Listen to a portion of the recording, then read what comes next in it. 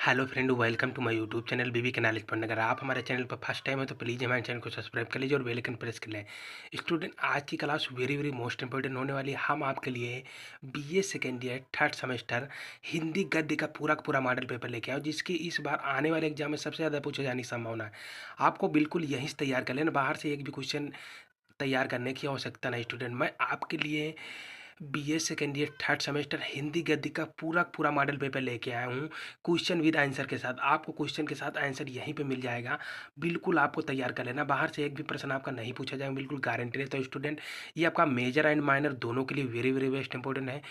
जो student major and minor दोनों ले रखे हैं सब्जेक्ट, उनके लिए वेरी वेरी बेस्ट इंपॉर्टेंट। अपना यहीं से देख लें, इससे बाहर आपका एक भी प्रश्न नहीं आएगा आने वाले एग्जाम में। मैं 100% गारंटी लेता हूँ। स्टूडेंट, आपको यहीं से तैयार कर लेना। मैं पूरा का पूरा मोस्ट इंपॉर्टेंट क्वेश्चन तैयार करके आपके लिए मॉडल पेपर लेके आया, जिसके इस बार आने वाले एग्जाम में सबसे ज़्यादा पूछे जाने की संभावना है। स्टूडेंट, बिल्कुल आपको यहीं से तैयार कर लेना। ये आपका हिंदी गद्य का मॉडल पेपर है। स्टूडेंट, जैसा कि देख पा रहे हैं, जिन भी यूनिवर्सिटी में सेम पैटर्न पेपर आता है और अपना लिखित एग्जाम कराता है, उनके लिए वेरी वेरी मोस्ट इंपॉर्टेंट। जैसा कि देख पा रहे हैं, आपका इसमें जो आपका टाइमिंग होता है 2 आवर्स का टाइमिंग होता है। स्टूडेंट, आपका जो पूर्णांक होता है वो 75 नंबर का होता है। ये सभी यूनिवर्सिटी के लिए वेरी वेरी मोस्ट इंपॉर्टेंट है। जैसा कि देख पा रहे हैं, क्वेश्चन की ओर बढ़ चलते हैं। स्टूडेंट, जल्दी से फर्स्ट नंबर क्वेश्चन हमारा कौन सा है? हिंदी गद्य का आविर्भाव किस शताब्दी में हुआ? जो हिंदी गद्य का आविर्भाव है किस शताब्दी में हुआ, इसका आंसर भी देख लीजिए। स्टूडेंट, ये वेरी वेरी बेस्ट है। सभी क्वेश्चन हम आपके लिए लेके आए हैं। इससे बाहर आपका एक भी प्रश्न नहीं आने वाले एग्जाम में। आपको सभी प्रश्न यहाँ से ही देखने को मिलेंगे, मैं 100% गारंटी लूँ। इसका फर्स्ट नंबर आंसर क्या हो जाएगा? हिंदी गद्य का आविर्भाव 19वीं शताब्दी में हुआ। इस समय भारत में सामाजिक, राजनीतिक और सांस्कृतिक परिवर्तन हो रहे थे, जिसने हिंदी गद्य के विकास को प्रेरित किया। इसके पहले हिंदी में मुख्यतः काव्य ही प्रचलित था, लेकिन 19वीं शताब्दी के मध्य में भारतेंदु हरिश्चंद्र जैसे साहित्यकारों ने गद्य लेखन को प्रोत्साहित किया। इस समय पत्रकारिता, निबंध, नाटक और कथा साहित्य का उदय हुआ। इसने हिंदी गद्य को एक नई दिशा दी। भारतेंदु युग को हिंदी गद्य का प्रारंभिक दौर माना जाता है, जिसमें सामाजिक और राष्ट्रीय जागरूकता के विषयों पर लेखन हुआ है। इस प्रकार 19वीं शताब्दी हिंदी गद्य के विकास का महत्वपूर्ण कार्य रहा है। वहीं फिर नेक्स्ट क्वेश्चन की ओर बढ़ चलते हैं। देख लीजिए स्टूडेंट, हिंदी साहित्य का प्रचार प्रसार करने वाली 2 संस्थाओं का नाम बताइए। ये भी आपका very very best important question, 100% आने वाले एग्जाम में ये देखने को मिलेगा। यानी हिंदी साहित्य का प्रचार प्रसार करने वाले किन्हीं 2 संस्थाओं के नाम बताइए। देख लीजिए जल्दी से, हिंदी साहित्य का प्रचार प्रसार करने वाले संस्थाएं सक्रिय हैं। इनमें 2 से प्रमुख संस्थाएं हैं, वो भी देख लीजिए स्टूडेंट। फर्स्ट नंबर हमारी आ जाएगी नागरी प्रचारिणी सभा। इसके अंतर्गत क्या आ जाएगा ये भी देख लीजिए। यह भारत की सबसे पुरानी और प्रतिष्ठित हिंदी सेवा संस्थाओं में से एक है। इसकी स्थापना 1893 में वाराणसी में हुई थी। इस संस्था ने हिंदी भाषा और साहित्य के विकास में अहम योगदान दिया है। यह हिंदी साहित्य के प्रकाशन, अनुवाद और शोध और शिक्षण के क्षेत्र में सक्रिय है। वही फिर नेक्स्ट आ जाएगा, नेक्स्ट नंबर भी देख लीजिए स्टूडेंट। हमारा सेकंड नंबर आ जाएगा हमारा केंद्रीय हिंदी संस्थान। इसके अंतर्गत क्या आ जाएगा? यह भारत सरकार के मानव संसाधन विकास मंत्रालय के तहत काम करने वाली एक प्रमुख संस्था है। इसकी स्थापना 1960 ईस्वी में की गई थी। इसका मुख्य उद्देश्य हिंदी भाषा की शिक्षा को बढ़ावा देना और हिंदी को राष्ट्रीय और अंतर्राष्ट्रीय स्तर पर फैलाना है। केंद्रीय हिंदी संस्थान द्वारा हिंदी शिक्षकों के प्रशिक्षण और शोध और प्रकाशन कार्यों को भी प्रोत्साहित किया जाता है। ये भी स्टूडेंट आपका very very best important question, 100% तैयार कर लेना। आज आने वाले एग्जाम में 100% ये क्वेश्चन आपको देखने को मिलेंगे। वही नेक्स्ट क्वेश्चन की ओर बढ़ चलते देख लीजिए स्टूडेंट। नेक्स्ट क्वेश्चन हमारा आ जाए, हिंदी की प्रथम आत्मकथा कौन सी है? हिंदी की प्रथम आत्मकथा कौन सी है या किसके द्वारा लिखी गई है? ये भी आपका very very best important question होने वाला है आने वाले एग्जाम में। इसका आंसर भी देख लीजिए स्टूडेंट। हिंदी की प्रथम आत्मकथा कौन सी है या किसके द्वारा लिखी गई है? मोस्ट इंपॉर्टेंट क्वेश्चन, इसका आंसर भी देख लीजिए जल्दी से। हिंदी की पहली आत्मकथा बनारसी दास जैन की अधर आध्यात्मकथानक है। यह आत्मकथा ब्रजभाषा में लिखी गई है। बनारसी दास जैन एक कवि और सिरीमल जैन व्यापारी थे। जैन परंपरा में जीवन 110 वर्ष माना जाता है, इसलिए बनारसी दास ने यह सब आत्मकथा लिखी है। तब उनकी उम्र 55 साल थी। इस वजह से उनकी आत्मकथा को अर्धकथानक कहा गया है। वही नेक्स्ट क्वेश्चन की ओर बढ़ चलते हैं स्टूडेंट, देख लीजिए नेक्स्ट क्वेश्चन भी हमारा, एकांकी किसे कहते हैं, एकांकी में संकलन त्रय से आप क्या समझते हैं। ये भी आपका very very most important question है। यानी एकांकी क्या है, इसे नाटक भी बोलते हैं एकांकी को। एकांकी किसे कहते हैं, एकांकी में संकलन त्रय से आप क्या समझते हैं। इसका आंसर भी देख लीजिए स्टूडेंट जल्दी से। एकांकी एक प्रकार का नाटक है जिसमें केवल एक ही अंक या दृश्य होता है। इसमें एक ही संस्थान, समय और घटना पर ध्यान केंद्रित किया जाता है।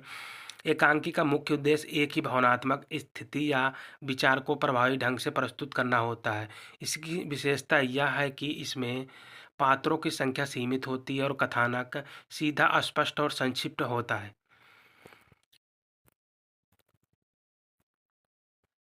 संकलन त्रय एकांकी में तीन मुख्य तत्वों का समूह है जो इनकी रचना को सुसंगत और प्रभावी बनाते हैं। देख लीजिए जल्दी से, फर्स्ट नंबर हमारा कौन सा आ जाएगा, संवाद। संवाद के अंतर्गत क्या आ जाए, संवाद एकांकी का सबसे महत्वपूर्ण हिस्सा होते हैं क्योंकि इन्हीं के माध्यम से कथा का विकास और पात्रों की भावनाएं व्यक्त होती हैं। फिर नेक्स्ट नंबर आ जाएगा हमारा संघर्ष। इसके अंतर्गत क्या आ जाए, एकांकी में किसी प्रकार की आंतरिक या बाहरी संघर्ष होता है जो कथा को आगे बढ़ाता है और दर्शकों की रुचि को बनाए रखता है। वही नेक्स्ट नंबर हमारा आ जाएगा संवाद संयम। इसके अंतर्गत क्या आ जाए, एकांकी में संवाद और घटनाओं को अत्याधिक विस्तार से प्रस्तुत नहीं किया जाता है। सब कुछ संक्षिप्त और सटीक होता है ताकि दर्शकों पर एक गहरा प्रभाव छोड़ा जा सके। वही फिर नेक्स्ट क्वेश्चन की ओर बढ़ाते हैं स्टूडेंट, देख लीजिए हमारा नेक्स्ट क्वेश्चन, नाटक के तत्वों का नामोल्लेख कीजिए। जो नाटक के तत्व होते हैं उसके नामों का उल्लेख करना, ये भी आपका very very best important question आने वाले एग्जाम में ये सभी प्रश्न आपको देखने को मिल जाएंगे। नाटक के तत्व कौन कौन से वो भी देख लीजिए स्टूडेंट। फर्स्ट नंबर आ जाएगा हमारा कथानक। इसके अंतर्गत क्या नहीं, यानी कहानी का मुख्य आधार जो घटनाओं में क्रम बताता है। कथानक उसे बोलते हैं स्टूडेंट जो कहानी का मुख्य आधार होता है और घटनाओं का क्रम बताता है, उसे कथानक बोलते हैं। वहीं फिर हमारा पात्र आ जाए। पात्र क्या होता है, नाटक में विभिन्न भूमिका निभाने वाला जो लोग होते हैं उसे नाटक बोलते हैं। क्या स्टूडेंट, पात्र बोलते हैं। यानी एक नाटक के द्वारा जो विभिन्न भूमिका निभाते हैं स्टूडेंट, जैसे आपका ये किरदार मिल गया, आपका पुलिस का ये से मिल गया ना, तो ये आपका क्या हो गया, एक पात्र हो गया। इसके पात्र हैं नाटक में विभिन्न भूमिका निभाने वाले को हम पात्र बोलते हैं। वहीं फिर नेक्स्ट आ जाएगा हमारा कौन सा स्टूडेंट, संवाद। अब इसके अंतर्गत क्या है, संवाद पात्रों के बीच होने वाली बातचीत को हम क्या बोलते हैं, संवाद। वहीं फिर नेक्स्ट आ जाएगा हमारा रस। नाटक देखते समय दर्शक में उत्पन्न होने वाले भाव को क्या हम रस बोलते हैं। वहीं फिर नेक्स्ट की ओर बढ़ाते देख लीजिए स्टूडेंट, हमारा नेक्स्ट आ जाएगा संदर्भ। नाटक का समय, स्थान और सामाजिक परिवेश संदर्भ होता है। नाटक का समय, स्थान और सामाजिक परिवेश क्या संदर्भ होता है। वहीं भी हमारा आ जाए विषय, जिसे सब्जेक्ट बोलते हैं। नाटक का मुख्य संदेश या विचार है। क्या विषय, नाटक का मुख्य संदेश या विचार है। वहीं भी हमारा आ जाएगा शैली। नाटक की भाषा और प्रस्तुति का तरीका होता है। वहीं अभिनय हो जाता है, यानी पात्रों द्वारा अपनी भूमिका को जीवंत करने का तरीका अभिनय कहलाता है।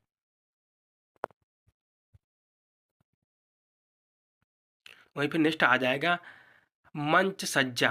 नाटक का माहौल बनाने के लिए मंच पर सजावट। वहीं नेक्स्ट आ जाएगा प्रकाश। मंच पर प्रकाश का उपयोग का दृश्य प्रभाव बनाना। क्या, मंच पर प्रकाश उपयोग का दृश्य प्रभाव बनाना। वहीं फिर नेक्स्ट आ जाएगा ध्वनि प्रभाव। नाटक के माहौल को और अधिक यथार्थ बनाने के लिए ध्वनि का उपयोग किया जाता है। स्टूडेंट ये आपके सभी पात्र हो गए, मैंने आपको बता रखा स्टेप बाय स्टेप जो आपके नाटक के पात्र, ये आपका वेरी वेरी बेस्ट इंपॉर्टेंट 100% आने वाले एग्जाम में ये क्वेश्चन आपको देखने को मिलेगा। वही नेक्स्ट क्वेश्चन की ओर बढ़ चलते स्टूडेंट, देख लीजिए हमारा, डायरी से क्या आशा है, किन्हीं दो डायरी लेखकों के नाम बताइए। ये भी आपका very very best important question रहने वाला है आने वाले एग्जाम में 2024-25 के। डायरी से क्या आशा है, किन्हीं दो डायरी लेखकों के नाम बताइए। इसका आंसर भी देख लीजिए स्टूडेंट। डायरी एक प्रकार की निजी पत्रिका होती है जिसमें व्यक्ति अपने दैनिक जीवन के अनुभवों, विचारों, भावनाओं और घटनाओं को लिखता है। यह एक व्यक्तित्व डायरी होती है। इसीलिए इसमें व्यक्ति अपनी भावनाओं को बिना किसी बाधा के व्यक्त कर सकता है। डायरी लिखना एक व्यक्ति के लिए एक तरह का थेरेपी भी हो सकता है क्योंकि यह उन्हें अपने विचारों को व्यवस्थित करने और अपनी भावनाओं को समझने में मदद करता है। हिंदी प्रसिद्ध के आप देख सकते हैं, हिंदी के किन्हीं 2 प्रसिद्ध डायरी लेखकों के नाम भी देख लीजिए स्टूडेंट। आपको क्वेश्चन पूछ सकता है, किन्हीं 2 हिंदी प्रसिद्ध डायरी लेखकों के नाम बताइए, या किसी एक हिंदी प्रसिद्ध डायरी का नाम लिखिए, डायरी लेखक का नाम बताइए, डायरी लेखक का। ये भी आपका very very best important question रहेगा 100%। ऐसे भी आपके प्रश्न आने वाले एग्जाम में देखने को मिल सकते हैं। फर्स्ट नंबर देख लीजिए, आपका प्रसिद्ध डायरी लेखक रामधारी सिंह दिनकर हो गया। इनकी डायरी दिनकर की डायरी के नाम से भी जानी जाती है। वहीं फिर नेक्स्ट आ जाएगा रघुवीर सहाय। इनकी डायरी दिल्ली मेरा प्रदेश एक महत्वपूर्ण कृति है। ये स्टूडेंट आपके 2 प्रसिद्ध हैं डायरी लेखक हो गए हैं। इनको आपको 100% तैयार कर लेना, आपके 100% आने वाले एग्जाम में प्रश्न देखने को मिलेंगे। वहीं नेक्स्ट क्वेश्चन की ओर बढ़ चलते स्टूडेंट, देख लीजिए हमारा, कुबेर नाथ राय किस प्रकार से निबंधकार है, इनकी कौन सी रचना आपके पाठ्यक्रम में है, नाम उल्लेख कीजिए। ये भी आपको क्वेश्चन बैंक से बिल्कुल तैयार कर लेना स्टूडेंट, मैं आपके लिए छोड़ दे रहा हूँ। ये 100% आने वाले एग्जाम में ये भी प्रश्न आपको देखने को मिलेगा। यानी कुबेर नाथ राय किस प्रकार निबंधकार हैं, उनकी कौन सी रचना अपने पाठ्यक्रम में नाम उल्लेख कीजिए। यानी कौन सी उनकी रचना अपने पाठ्यक्रम में है, उसका नाम का उल्लेख करना है। Very very best important question. वही नेक्स्ट क्वेश्चन की ओर बढ़ चलते देख लीजिए, रिपोर्टाज से आप क्या आशा है, रिपोर्टाज से आप क्या आशा है, रिपोर्टाज विधा के किन्हीं 2 लेखकों एवं उनकी एक एक रचनाओं का नाम बताइए। जो रिपोर्टाज है इसका क्या आशय है, इसकी किन्हीं रिपोर्टाज विधा के किन्हीं 2 लेखकों एवं उनकी एक एक रचनाओं का नाम लिखिए। ये भी आपका 100% आने वाला एग्जाम में प्रश्न देखने को मिलेगा। इसका आंसर भी देख लीजिए। रिपोर्टाज एक पत्रकारिता और साहित्यिक विधा है जिसमें किसी घटना, यात्रा या विशेष परिस्थिति का वर्णन जीवंत और विस्तार से किया जाता है या तथ्यात्मक होता है, लेकिन इसमें लेखक की दृष्टि, अनुभव और भाषा की विशेष शैली का भी समावेश होता है। इसमें घटनाओं का वर्णन इस तरह से किया जाता है कि पाठक खुद को उस स्थान या घटना का हिस्सा महसूस कर सके। रिपोर्टाज में संवाद, दृश्य चित्रण और स्थान काल का सजीव वर्णन प्रमुख होता है। वहीं फिर आ जाइए, रिपोर्टाज विधा के 2 प्रमुख लेखक एवं उनकी रचनाएं भी देख लीजिए स्टूडेंट। फर्स्ट नंबर आ जाएगा राही मासूम रजा। ये लेखक हैं स्टूडेंट। इनकी रचना कौन सी है, वह आदमी चला गया नया गांव। ये राही मासूम रजा की रचना है। राही मासूम रजा ये लेखक हैं और उनकी रचना है वह आदमी चला गया नया गांव। वहीं फिर नेक्स्ट आ जाएगा सूर्यबाला। सूर्यबाला ये लेखक हैं, उनकी रचना कौन सी है, मेरे प्रभु अब बस भी करो, मेरे प्रभु अब बस भी करो, ये उनकी रचना है। ये student very very best important question, रिपोर्टाज विधा के लेखक उनकी रचनाएं बिल्कुल आपको 100% आने वाले एग्जाम में देखने को मिलेंगे। वहीं नेक्स्ट क्वेश्चन की ओर बढ़ चलते हैं स्टूडेंट, देख लीजिए हमारा नेक्स्ट क्वेश्चन आ जाएगा, संस्मरण एवं रेखा चित्र में अंतर स्पष्ट करते हुए किन्हीं 2 के कृतियों का नाम उल्लेख कीजिए। यानी संस्मरण एवं रेखा चित्रों में अंतर स्पष्ट करते हुए किन्हीं 2 के कृतियों में उनके नाम का उल्लेख कीजिए। इसका आंसर भी देख लीजिए। संस्मरण और रेख चित्र दोनों साहित्यिक विधाएं हैं, लेकिन इनकी प्रकृति और उद्देश्यों में कुछ भिन्नताएं भी होती हैं। पहला क्या आ जाएगा हमारा, संस्मरण। संस्मरण एक आत्मपरक रचना होती है जिसमें लेखक अपने जीवन के अनुभवों, यादों और घटनाओं को प्रस्तुत करता है। इसमें लेखक के जीवन से जुड़ी विशेष घटनाएं, व्यक्तित्व और उनके साथ हुए अनुभवों का वर्णन होता है। संस्मरण में लेखक की भावनाएं, विचार और दृष्टिकोण प्रमुख होते हैं। एग्जाम्पल फॉर समझ लीजिए, एग्जाम्पल जैसे आपका महादेवी वर्मा जो पथ के साथी हैं, क्या स्टूडेंट, पथ के साथी इनके। वहीं फिर आप जाएगा हरिवंश राय बच्चन, क्या भूलों के याद करो, ये इनकी रचना है। वहीं महादेवी वर्मा पथ के साथी, ये उनकी भी रचना है। ये 100% आपको तैयार कर लेना, आने वाले एग्जाम में प्रश्न आपको देखने को मिलेगा, बिल्कुल गारंटी लेता हूँ। वहीं फिर उसकी नेक्स्ट आ जाएगी रेखा चित्र। रेखा चित्र आ जाए, इसके अंतर्गत क्या आ जाएगा, रेखा चित्र में किसी व्यक्ति, स्थान या वस्तु, घटना या का सजीव और संक्षिप्त वर्णन होता है। इसका उद्देश्य उस विशिष्ट चीज या व्यक्ति की विशेषताओं, व्यक्तित्व और उसकी विशिष्टताओं को सामने लाना होता है। रेख चित्र में लेखक अपने अनुभव से अधिक उस विषय का सजीव चित्रण करने का प्रयास करता है। एग्जाम्पल जैसे देख लीजिए स्टूडेंट, राम वृक्ष बेनीपुरी, माटी की मूर्तें, क्या स्टूडेंट, इनकी रचना है माटी की मूर्तें। वो इनकी नेक्स्ट कौन सी आ जाएगी स्टूडेंट, हजारी प्रसाद द्विवेदी, प्रेमचंद, इनकी कौन है, कलम का सिपाही, हजारी प्रसाद द्विवेदी प्रेमचंद इनका कौन सा है? कलम का सिपाही इनकी रचना है। वही नेक्स्ट क्वेश्चन की ओर बढ़ाते हैं स्टूडेंट, देख लीजिए हमारा नेक्स्ट क्वेश्चन कौन सा आ जाएगा। जूठन आत्मकथा के रचनाकार का नाम उल्लेख करते हुए इसका एक केंद्रीय भाव बताइए। यानी जूठन आत्मकथा के रचनाकार का नाम लिखना है और उसका केंद्रीय भाव बताइए। Very very best important question आने वाले एग्जाम में 100% आपको तैयार कर लेना है। ये सभी स्टूडेंट के लिए है, मेजर एंड माइनर दोनों के लिए वेरी वेरी बेस्ट इंपॉर्टेंट है। जूठन का केंद्रीय भाव। जूठन एक मार्मिक आत्मकथा है जिसके रचनाकार ओम प्रकाश वाल्मीकि हैं। इस कृत के माध्यम से उन्हें भारतीय समाज में व्याप्त जातिवाद और छुआछूत के दर्दनाक अनुभव को बड़ी संवेदनशीलता से उजागर किया है। जूठन का केंद्रीय भाव दलित समाज के लिए एक व्यक्ति के जीवन के संघर्षों, अपमानों और सामाजिक बहिष्कार के अनुभव को दर्शाता है। यह एक ऐसी कहानी है जो जात के आधार पर होने वाले भेदभाव के खिलाफ एक मजबूत आवाज़ उठाती है। वो स्टूडेंट फिर वहीं आ जाएगा मुख्य बिंदु। इनके मुख्य बिंदु कौन कौन से हैं ये भी देख लीजिए। पहला आ गया जातिवाद का दर्द। वाल्मीकि जी ने अपनी आत्मकथा में जात के आधार पर होने वाले भेदभाव, अमानवीय व्यवहार को बड़ी स्पष्टता से चित्रित किया है। वहीं फिर आ जाएगा शिक्षा का महत्व।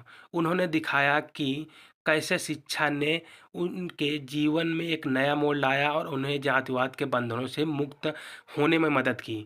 वहीं फिर नेक्स्ट आ जाएगा स्टूडेंट हमारा कौन सा रहेगा, सामाजिक परिवर्तन की आशा। इसके अंदर क्या आ जाएगा, जूठन एक आशावादी पुस्तक है जो हमें समाज में बदलाव लाने के लिए प्रेरित करती है।